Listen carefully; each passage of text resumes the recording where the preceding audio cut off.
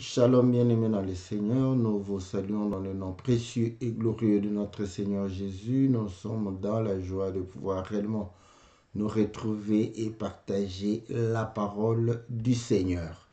Voilà bien-aimés, c'est lundi et comme tous les lundis, nous sommes présents pour pouvoir réellement partager la parole du Seigneur au travers le cantique. Nous sommes là pour votre émission, Louons l'Éternel. Toutes nos excuses parce que nous commençons un tout petit peu en retard compte tenu de des exigences, n'est-ce pas, du quotidien. Voilà, nous nous excusons auprès de vous parce que nous croyons que normalement l'émission se passe à 20h. Voilà, que le Seigneur vous soit très favorable, que le Seigneur vous bénisse, que le Seigneur puisse vous accorder toutes les bonnes choses, que le Seigneur puisse vous bénir, que le Seigneur puisse véritablement répandre ses grâces et ses bénédictions sur tout un chacun de vous. Salutations à notre bien-aimé Ghislain, à notre sœur Bibiche, au bien-aimé Tob, Todd, au bien-aimé Farid. Nous vous saluons dans le nom précieux et glorieux de notre Seigneur Jésus. Nous sommes dans la joie de pouvoir réellement nous retrouver. Nous sommes dans la joie de pouvoir partager ce moment avec vous au travers réellement l'émission Louons l'Éternel, une émission qui vous présente réellement les cantiques et parcourt la parole de Dieu au travers le cantique. Donc, nous vous avons choisi le cantique de notre bien-aimé qu'il a intitulé L'homme animal. Voilà pourquoi le titre de l'émission, c'est aussi L'homme animal. Et comme vous le savez, nous allons pouvoir suivre le cantique et revenir sur notre studio après avoir suivi le cantique. Que le Seigneur vous soit très favorable, que le Seigneur vous bénisse. Nous allons suivre le cantique de notre bien-aimé. Je crois que c'est un cantique en français, donc nous n'aurons qu'à pouvoir peut-être faire le résumé du cantique et pouvoir partager la parole selon la grâce que le Seigneur nous a accordée. Alors, suivons le cantique dans le nom précieux et glorieux de notre Seigneur Jésus.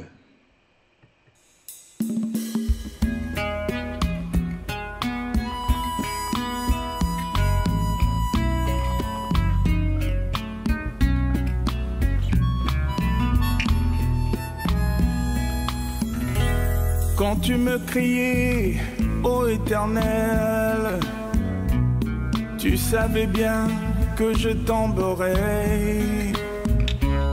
Mais dans ton amour, il t'a plu, mon Dieu, de devenir mon frère jumeau. Nous étions tous criés au 6e jour. Tu étais donc mon grand frère, l'animal dans la peau est devenu ma ville de refuge. Jésus, l'ami fidèle, c'est toi. Tu es le vrai amour, Jéhovah, et ta bonté se renouvelle dans toute ma vie. Jésus, l'ami fidèle, c'est toi. Tu es le vrai amour, Jéhovah, et ta bonté est inépuisable dans toute ma vie.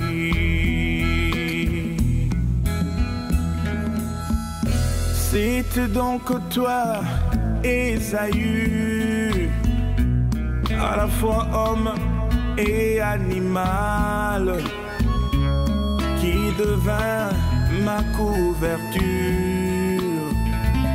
pour que je reçoive ta bénédiction. Dieu venu comme un fils de l'homme pour finir comme un agneau. C'est donc ton œuvre de la croix qui garantit mon salut. Caïphe dit qu'il est de notre intérêt qu'un seul homme meure pour le peuple et que la nation entière ne périsse pas. Mais quand Jean vit cet homme en question, il dit: voici l'agneau de Dieu qui ôte le péché du monde, l'homme animal. Oh yeah, Jésus,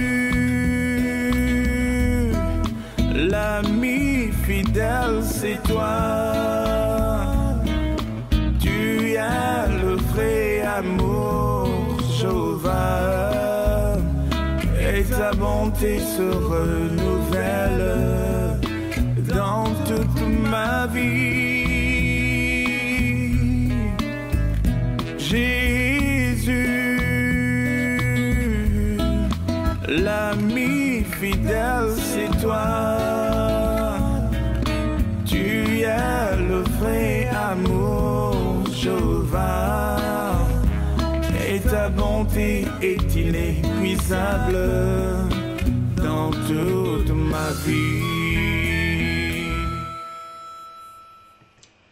Voilà, bien-aimés dans les Seigneurs, nous revenons dans notre studio virtuel. C'est pour pouvoir réellement partager la parole du Seigneur. C'est pour pouvoir réellement apporter réellement la lumière sur le cantique. Donc, comme nous venons de le suivre, le bien-aimé chante l'homme animal, pas dans le sens de l'écriture de 1 Corinthiens au chapitre 2, mais il le chante pourquoi l'animal a été créé, n'est-ce pas, avant l'homme. L'animal a existé, donc l'importance du fait que l'animal était là. Donc, je lis d'abord l'écriture parce que le titre est l'homme animal. Très souvent, l'écriture très explicite et simple, c'est l'écriture de 1 Corinthiens chapitre 2. La Bible dit ceci au verset 14, « Mais l'homme animal ne reçoit pas les choses de l'Esprit de Dieu, car elles sont une folie pour lui, et il ne peut les connaître parce que c'est spirituellement qu'on en juge. » Donc, l'homme spirituel, au contraire, juge de tout. Donc, ici, nous voyons très clairement que l'homme animal dont il est en train de pouvoir parler, c'est l'homme qui n'a pas la capacité de pouvoir comprendre les choses qui lui sont concernées. Parce qu'ici, il va pouvoir démontrer que l'homme connaît les choses qui le concernent. Donc, et pourtant, au commencement, vous allez voir que Dieu créa l'homme à son image. Donc, ce qui fait que l'homme qui est à l'image de Dieu doit pouvoir réellement connaître les choses de Dieu. Maintenant, c'est là où il dit que l'homme animal, il est celui qui ne comprend pas les choses de Dieu parce que c'est spirituellement qu'on en juge. Parce que celui qui est à l'image de Dieu, c'est par l'Esprit de Dieu qu'il est à l'image de Dieu. Donc, ça, c'est connu. Maintenant, ce que lui est en train de pouvoir chanter, c'est de pouvoir dire que effectivement, l'homme a été créé le 6e jour, et selon les Écritures dans le livre de Genèse chapitre 1, l'animal aussi a été créé le 6e jour. Mais comme quand nous lisons, nous voyons que la chronologie montre que Dieu fit d'abord les animaux et après Dieu va créer l'homme. Donc l'animal est venu avant l'homme. Et c'est là où il dit, parce qu'il fait une connexion avec, peut-être plusieurs écritures, mais l'écriture la plus simple, c'est l'écriture de Romains chapitre 1, Romains chapitre 1 au verset 20, il est dit ceci: en effet, les perfections invisibles de Dieu, sa puissance éternelle et sa divinité se voient comme à l'œil nu depuis la création du monde. Quand on les considère dans ses ouvrages, ils sont donc inexcusables. Donc voilà, vous allez comprendre que c'est ce qui justifie la condamnation de ceux qui observent la nature et prennent les animaux comme étant le créateur. Là, il va vous dire que l'homme a commencé à prendre l'image des quadrupèdes pour pouvoir adorer, l'image des oiseaux pour pouvoir réellement adorer. Donc nous comprenons que même l'homme humain, l'homme charnel, voilà, il comprend d'une manière charnelle que dans la création, il y a la divinité de Dieu. Mais ce que lui, il confond, c'est qu'au lieu d'adorer Dieu qui a créé cette création, lui, il commence à adorer la création. Ça, c'est vraiment important par rapport, vous voyez, je vais lire cette écriture, comme je suis là, dans Romains chapitre 1, au verset 21, il est dit, puisque ayant connu Dieu, ils ne l'ont point glorifié comme Dieu et ne lui ont point rendu grâce, mais ils se sont égarés dans leurs pensées. Leur cœur sans intelligence a été plongé dans les ténèbres. Donc, vous voyez, ayant connu Dieu, comment ils ont connu Dieu? En observant la création, en voyant la créature, voyant la grandeur de Dieu au travers la créature. Mais vous allez comprendre, au lieu d'adorer Dieu, ils vont commencer à adorer la créature.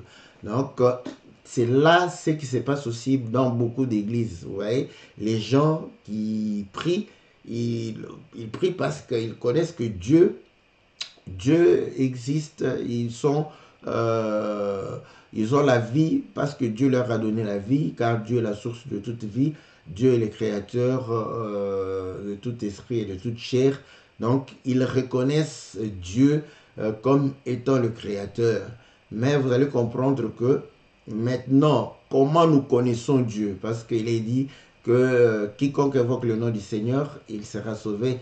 Mais comment pourra-t-il invoquer le nom du Seigneur, de celui qu'il n'a pas connu? Comment connaîtra-t-il s'il n'a pas entendu? Comment entendra-t-il si il n'y a pas de prédicateurs? Les prédicateurs, comment seront-ils s'ils ne sont pas envoyés? Nous sommes dans le livre de Romains chapitre 10.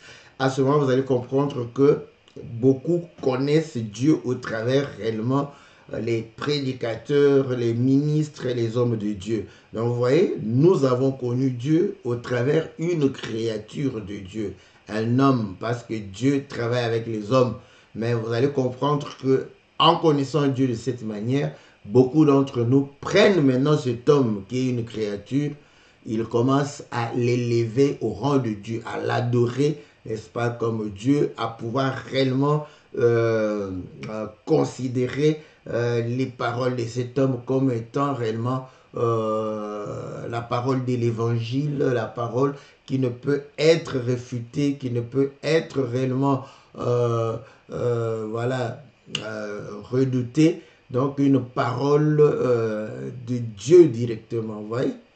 Or, vous allez comprendre que les disciples de Bérée, lorsque Paul prêchait, ils vérifiaient si ce que Paul disait était conforme aux Écritures. Et Paul lui-même dit, si moi-même je reviens, ou un ange du ciel, ou quelqu'un d'autre qui revient, et vous annonce un autre évangile que celui que je vous ai prêché, qu'il soit anathème. Donc, nous sommes appelés à être vérifiés. Et dans le livre de, je crois, 1 Jean chapitre 2, si je ne me trompe pas, il va pouvoir dire que il fallait éprouver voilà, tout esprit. Donc c'est 1 Jean chapitre 4.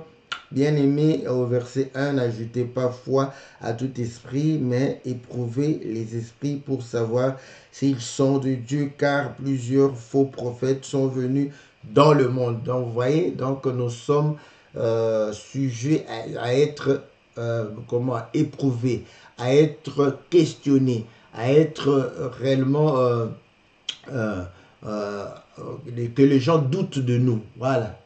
Parce que nous sommes des hommes. Et il y a une autre écriture qui dit dans le livre de Romains toujours que au chapitre 3, la Bible dit ceci au verset 4, loin de là que Dieu au contraire soit reconnu pour vrai et tout homme pour menteur selon qu'il est écrit, afin que tu sois trouvé juste dans tes paroles et que tu triomphes lorsqu'on te juge. Donc vous voyez, l'homme est potentiellement un menteur. Donc là, c'est par rapport au prédicateur. Donc, ne prenez pas la parole du prédicateur comme étant de l'argent comptant. Donc, il faut toujours vérifier si ça corrobore avec les Écritures, si réellement cela est conforme à ce que les apôtres ont prêché, si cela est conforme à ce que le Seigneur lui-même a dit, si cela est conforme à ce que les prophètes ont dû prophétiser. Voilà c'est que la parole nous recommande. Donc, nous sommes susceptibles de pouvoir réellement être éprouvés. Donc, voilà. Maintenant, vous allez voir que de la même manière que au travers la création, on découvre Dieu. Donc, au travers un homme, Paul dit, qui est Apollos, qui est Céphas, qui est Paul, ce sont des moyens par lesquels vous avez cru. Vous avez cru en Dieu, les moyens par lesquels vous avez connu le Seigneur. Donc, mais cela ne fait pas d'eux des dieux. Voilà. Ça, il fallait le souligner. Donc, voilà. Donc, vous allez comprendre que l'animal, les plantes, tout, il y a de la divinité dedans. Voilà pourquoi il est en train de pouvoir maintenant vouloir révéler la divinité qui est dans l'animal. Et vous allez comprendre que l'animal, bon, à moins de pouvoir trop réfléchir et devenir trop philosophe, et vous allez commencer par conclure que non, voilà, on ne peut pas manger l'animal parce que, bon, il y a le souffle de vie dedans. Bon, je ne sais pas, les plantes sont aussi des êtres vivants, hein, donc ça vit. Bon, comme peut-être qu'il n'y a pas le souffle dans les plantes, donc là, l'homme peut facilement se consoler pour dire que, voilà, il ne tue pas la plante, mais vous allez comprendre que la plante est prise aussi comme un homme. Dans les Écritures, on dit que l'homme qui obéit à la parole de Dieu, l'homme qui écoute la parole de Dieu, est comme une plante, un arbre planté le long de la rivière, et il produit, n'est-ce pas, du fruit, n'est-ce pas, à sa saison. Voilà. Donc, vous allez comprendre une chose, que la divinité est dans la création, et chaque créature garde une divinité. Et maintenant, nous nous réservons de pouvoir réellement parler de certaines divinités, donc certaines divinités dans certains animaux, parce que Dieu nous a caché cela, mais nous savons qu'il y a de la divinité là-dedans. Et là, nous pouvons conseiller ceci. Vous pouvez peut-être en parler si vous en avez l'occasion, mais vous allez peut-être en parler comme étant voilà, un conseil que tout le monde peut donner, n'est-ce pas? Donc à ce moment-là, vous pouvez donner, parce que la parole de Dieu, c'est aussi des conseils qu'on peut se donner comme ça en tant qu'humain. Voilà, donc à ce moment-là, nous pouvons nous conseiller dans ce sens-là. Mais en ce qui concerne la divinité du Seigneur, en ce qui concerne la divinité dans les animaux, dans les plantes, dans les choses inanimées, donc il faudrait véritablement s'appuyer sur une écriture pour ne pas donner l'occasion à chacun de nous de faire une interprétation particulière, parce que nous disons toujours que l'interprétation particulière, c'est une interprétation qui est basée sur l'homme, basée sur sa pensée, basée sur sa culture, sans être basée sur Christ. Maintenant, si la culture corrobore avec la nature de Christ, vous allez comprendre que nous passons par la nature pour atteindre Christ. Nous passons par les traditions pour arriver à Christ. Nous passons par les mœurs pour arriver à Christ. Nous passons par ce qui est visible pour pouvoir arriver. Donc le socle de tout cela est Christ. Voilà pourquoi on dit que nous ne pouvons pas être de proie des gens qui nous trompent par la philosophie, par la tradition, par les rudiments du monde, et non fondé sur Christ. Donc, tout cela doit être fondé sur Christ. Donc, à ce moment, nous comprenons, l'animal a été créé, n'est-ce pas, pour pouvoir manifester la nature de Dieu. Or, lorsque nous lisons dans le livre de Apocalypse, n'est-ce pas, Apocalypse chapitre 5, si je ne me trompe pas. Apocalypse chapitre 5, il est dit ceci, voilà. Au verset 1, puis je vis dans la main droite de celui qui était assis sur le trône un livre écrit en dedans et en dehors, scellé de 7 sceaux. Et je vis un ange puissant qui criait d'une voix forte, qui est digne d'ouvrir le livre et d'en rompre le sceau. Et personne dans le ciel, ni sur la terre, ni sous la terre, ne put ouvrir le livre, ni le regarder. Et je regardais, et je pleurais beaucoup de ce que personne ne fut trouvé digne d'ouvrir le livre, ni de le regarder. Et l'un des vieillards me dit, ne pleure point. Voici le lion de la tribu de Juda, le rejeton de David, a vaincu pour ouvrir le livre et ses 7 sceaux. Et je vis au milieu du trône et des 4 êtres vivants, au milieu des vieillards, un agneau qui était là comme immolé. Voilà. Donc, vous voyez, ici, nous voyons un agneau qui est là comme immolé. Et ici, nous allons comprendre que l'agneau, n'est-ce pas, parce qu'il n'était pas au ciel quand Jean regardait, l'agneau n'était pas sur la terre, ni sous la terre, ni dans les eaux. L'agneau était, n'est-ce pas, dans celui qui était assis, l'ancien du jour, donc celui qui vient de l'éternité. Et là, on voit qu'il y a un agneau comme immolé. Donc, il y a beaucoup de les prophètes, les docteurs, on parle pour démontrer que ceci démontrait comment Dieu avait déjà prévu, n'est-ce pas, l'œuvre de la rédemption. Pourquoi il a prévu l'œuvre de la rédemption? Parce que Dieu avait déjà prévu aussi la chute de l'homme. Voilà. Voilà pourquoi vous allez comprendre que lorsque Dieu crée, il va créer, mettre les conditions pour que l'homme puisse chuter et pour que l'homme soit relevé. Voilà, même quelqu'un va me poser encore la question, mais pourquoi Dieu va pouvoir-t-il prévoir à ce que l'homme puisse chuter, pécher? Oui, il a fait cela pour que l'homme puisse goûter au salut.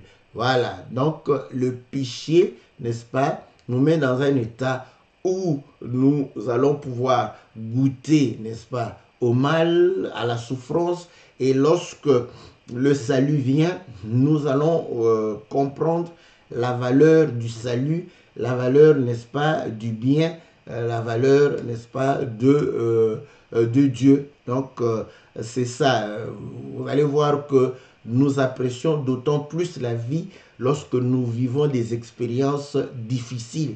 Voilà, les hommes le disent, vaincre sans péril, c'est vaincre sans gloire. Donc, vous voyez, même les hommes veulent, pendant qu'ils sont dans une bataille, de pouvoir réellement vaincre avec péril, parce que ça a un véritable goût. Vous allez comprendre que dans beaucoup de situations où vous avez vécu réellement le danger et vous êtes sorti de ce danger-là, à ce moment-là, vous allez comprendre que vous allez savourer, n'est-ce pas, la victoire, vous allez savourer, n'est-ce pas, le fait que vous avez échappé, n'est-ce pas, à ce danger. Mais lorsque vous n'avez pas vécu, vous allez peut-être ne pas apprécier à sa juste valeur. Un autre exemple, vous allez comprendre que celui qui gagne l'argent facile va pouvoir dépenser de l'argent aussi facilement. Pourquoi? Parce qu'il ne connaît pas la valeur de l'argent. Celui qui gagne difficilement l'argent va pouvoir réellement apprécier la valeur de l'argent et il ne va pas gaspiller cet argent parce que c'est de l'argent gagné dans la difficulté, dans la souffrance, dans la peine. Voilà, donc la question qui peut être posée, mais pourquoi? Oui, pour savourer, pour pouvoir chanter, n'est-ce pas? Quand vous lisez dans les livres d'Apocalypse, vous allez voir que ceux, même quand il a ouvert, ils ont chanté, vous voyez? Jean a pleuré lorsqu'il n'y avait pas l'ouverture et on va chanter lorsqu'il y aura l'ouverture, lorsqu'il y aura le salut qui est accordé, n'est-ce pas, à ceux qui souffrent. Donc, c'est comme ça que Dieu, n'est-ce pas, fait. Autre exemple, c'est Israël. Dieu a trouvé Israël dans une situation de pénibilité il est venu, il est intervenu et il a rendu Pharaon incrédule afin que Israël sorte, n'est-ce pas, de l'Égypte dans des conditions assez difficiles. Et lui-même va pouvoir dire, vous avez vu comment j'ai fait en Égypte, comment j'ai frappé, comment j'ai fait, pour que vous ne puissiez pas oublier que je suis l'Éternel des armées, que je suis votre Dieu, que je suis réellement le Tout-Puissant. Donc voilà toute la litanie de justification pour démontrer pourquoi Dieu avait prévu la chute. Il a prévu aussi la rédemption. Maintenant, l'animal était aussi parmi les prévisions pour que lorsque quand l'homme va chuter, que Dieu puisse sauver l'homme par l'animal. Et ainsi, vous allez comprendre que l'homme pécha et il se retrouva nu. Il va pouvoir réellement chercher à cacher sa nudité au travers les feuilles de figuier. Et là, vous avez aussi beaucoup d'enseignements parce que le figuier peut représenter Israël, le peuple d'Israël. Il y a beaucoup d'écritures dans le livre d'Osée. Donc, la loi, et là, nous comprenons que les sacrifices qu'on a fait dans la loi n'ont pas pu couvrir, n'est-ce pas, le péché de l'homme. Il fallait un sacrifice plus excellent. Et tout cela a été dit de manière symbolique dans le jardin d'Éden, où l'homme va chercher à se couvrir, mais il va se rendre compte qu'il est toujours nu. Voilà pourquoi il se rend compte toujours qu'il est dans le péché. Quand Dieu vient, il lui donne, n'est-ce pas, la peau de l'animal qui le couvre. Donc, et là, nous comprenons que l'animal a été créé de telle sorte de pouvoir réellement racheter l'homme lorsque l'homme va pouvoir pécher. Et là, nous sommes dans le livre de Jean chapitre 1, et le Seigneur Jésus est venu, et Jean, au lieu de le voir comme un homme, Jean le voit comme un agneau, comme un animal. Voilà pourquoi le titre de l'homme animal. Voilà. Donc, comme un agneau, comme un animal. Mais est-ce que c'était la première fois? Ce n'était pas la première fois. Jacob aussi a vu ses enfants, certains de ses enfants, comme étant des animaux. Il a vu Judas comme le lion, il a vu Dan comme le serpent, il a vu Issachar, je crois, comme l'âne, n'est-ce pas? Il va voir Nephtali comme une biche, donc il va voir Joseph comme un bœuf, comme un taureau, voilà, comme un buffle. Joseph, voilà. Donc, ça, c'est pour montrer que il voit l'homme comme un animal, voilà.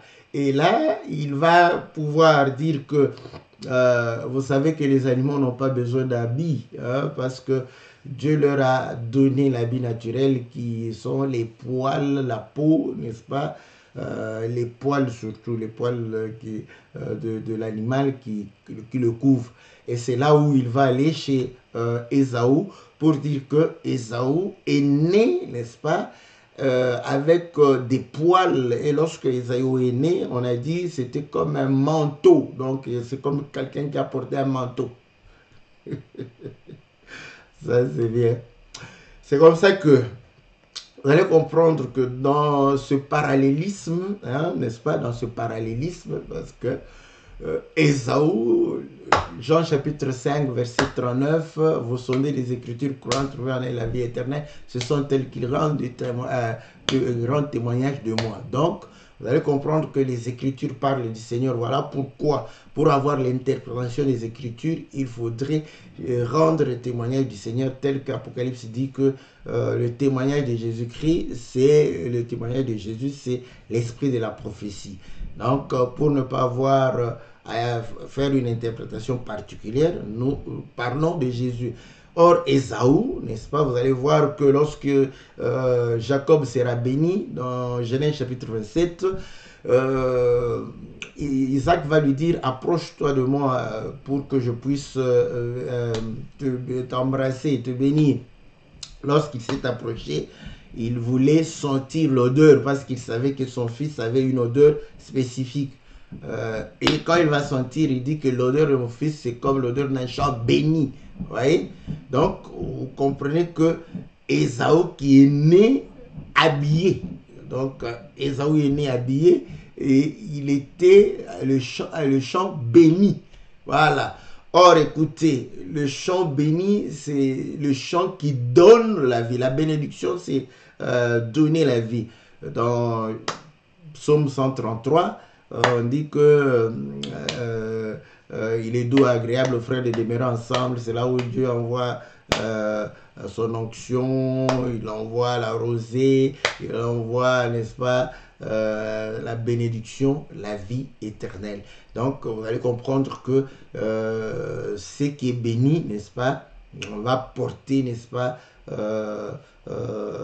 réellement l'empreinte du Seigneur, la vie. Et ainsi, lorsqu'il dit un champ béni, c'est aussi un champ qui donne la vie. Et il va pouvoir bénir. Vous voyez, l'odeur de ce champ va pouvoir attirer la bénédiction sur, mais à cette fois-là, c'était Jacob. En réalité, lui croyait bénir Ésaü. Donc, c'est Ésaü qui portait la bénédiction. Mais Ésaü s'est vu être maudit. Et là, nous comprenons qui a été la bénédiction. Et à la fin, il s'est vu être maudit. C'est le Seigneur. Voilà. Donc, il a porté la malédiction qui pesait sur nous. Pourquoi? Pour que nous puissions avoir la bénédiction. Donc, Jacob a reçu la bénédiction. Donc, Ésaü parle aussi du Seigneur. Or, écoutez, Ésaü a été... C'est là où je dis, si vous entendez un frère vous dire que Jésus est né avec les habits, parce que nos frères aiment bien ça. Ils aiment ça. Donc, bon, comprenez aussi que ça peut faire plaisir. Donc, nos frères aiment bien ça. Ils aiment ces tournures pour dire que voilà, Jésus est mort, est né avec les habits. Donc, quand on dit ça, ne vois pas le petit Jésus. Non, non, non, non, non. Le petit Jésus, quand Marie l'a sorti de son ventre, de son sein, il est né sans habit, n'est-ce pas? Voilà pourquoi la Bible dit que Marie va l'emmailloter, n'est-ce pas, dans un linge pour pouvoir le couvrir. Donc, voilà. Donc, c'est comme ça. Maintenant, comme les Écritures rendent témoignage de Jésus, c'est Ésaü qui est né habillé de poils, de ses poils. Voilà. Donc, à ce moment, nous comprenons que, effectivement, le Seigneur Jésus, n'est-ce pas, est né avec un habit. Bon, cet habit n'est pas physique parce que dans Romains chapitre 14, si je ne me trompe pas, il est dit « Revêtez-vous de Jésus ». Donc, c'est un habit. Vous voyez? Donc, pour parler des arbres. Donc, ça, ce sont des langages, quand vous les entendez, n'est-ce pas, comprenez que ça nous permet de pouvoir réellement dire des choses simples, mais comme en poésie un tout petit peu. Donc, voilà ce que j'étais en train de pouvoir dire. Donc là, maintenant, pour que Jacob puisse ressembler à Ésaü, vous allez voir que sa mère lui a dit de pouvoir tuer des chevreaux. Vous voyez? Et il va prendre la peau de chevreau pour pouvoir mettre sur les bras et les mains qui étaient nus pour Jacob. Donc vous voyez, donc ça démontre à suffisance que les poils d'Ésaü, c'était semblable, n'est-ce pas, à la peau, n'est-ce pas, de l'animal. Donc, c'était un animal. Voilà. C'est là où il parle de l'homme animal. Et quand Jean-Baptiste dit, voici l'agneau de Dieu qui ôte le péché du monde, c'est que l'agneau et l'écriture dans Proverbe dit que l'agneau, c'est pour habiller l'homme. Et ainsi, il dit que la peau de l'agneau devient un refuge pour moi. Oui, vous savez que l'habit, c'est un refuge, n'est-ce pas? Parce que quand il fait froid, nous nous habillons aussi pour nous protéger contre le froid. Même quand il fait chaud, nous nous habillons pour nous protéger contre le chaud. Voilà pourquoi tous nos frères blancs qui vont s'exposer nus dans les plages, on leur demande de mettre de la crème anti-soleil parce que les habits protègent contre réellement ces rayonnements. Voilà. Donc, nous nous réfugions, n'est-ce pas, contre le froid, contre la chaleur. Et là, vous allez comprendre que le froid peut être interprété comme ce qui vient refroidir notre foi, n'est-ce pas. La chaleur peut être interprétée comme ce qui vient, n'est-ce pas, apporter la tribulation dans notre vie. Et la peau du Seigneur, nous nous réfugions de là parce que dans la peau du Seigneur, nous luttons contre le froid et nous luttons contre la chaleur, contre la tribulation, contre, n'est-ce pas, la séduction, contre toutes ces choses.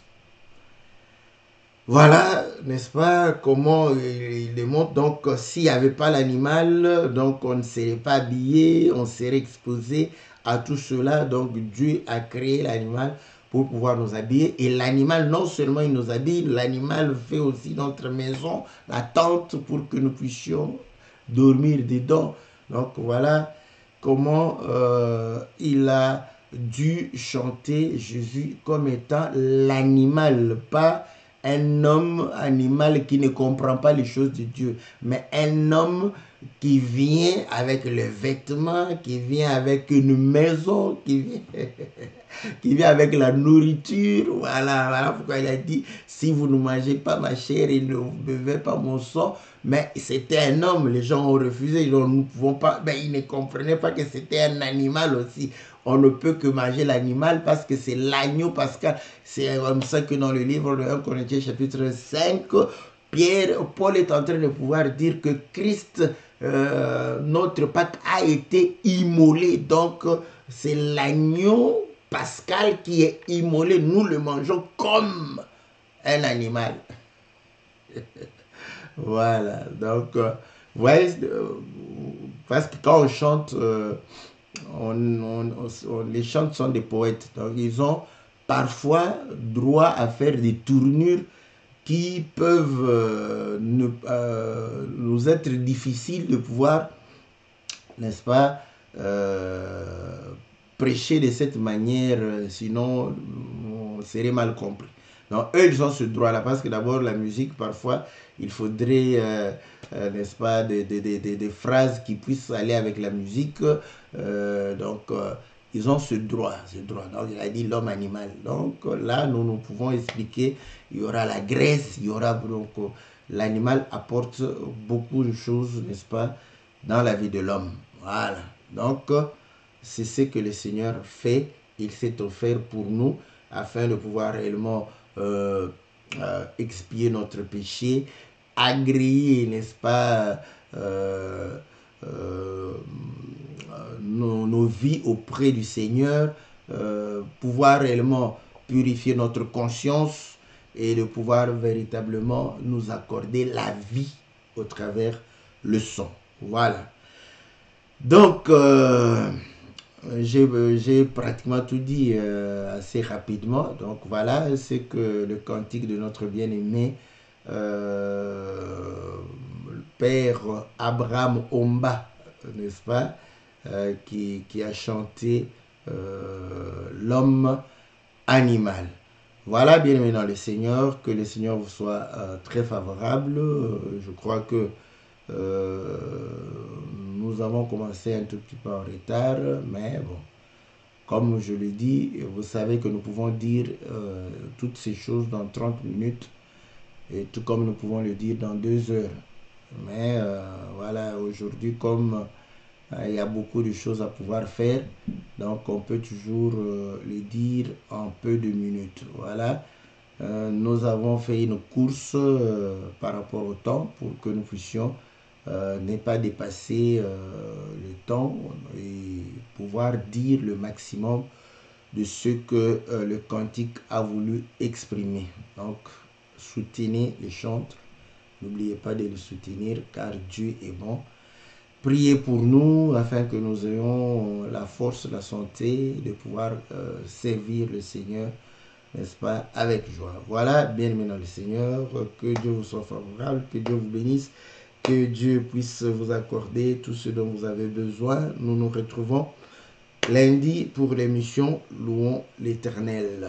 Donc, ce mercredi, nous serons en déplacement, donc ça nous sera difficile de pouvoir réellement faire l'émission, mais nous allons voir si nous pouvons diffuser une des émissions d'autres serviteurs de Dieu. Donc on va pouvoir voir si c'est possible. Si c'est pas possible, on se retrouve lundi par la grâce du Seigneur. Que Dieu vous bénisse, que Dieu vous soit favorable. Dans le nom précieux et glorieux de notre Seigneur Jésus. Amen.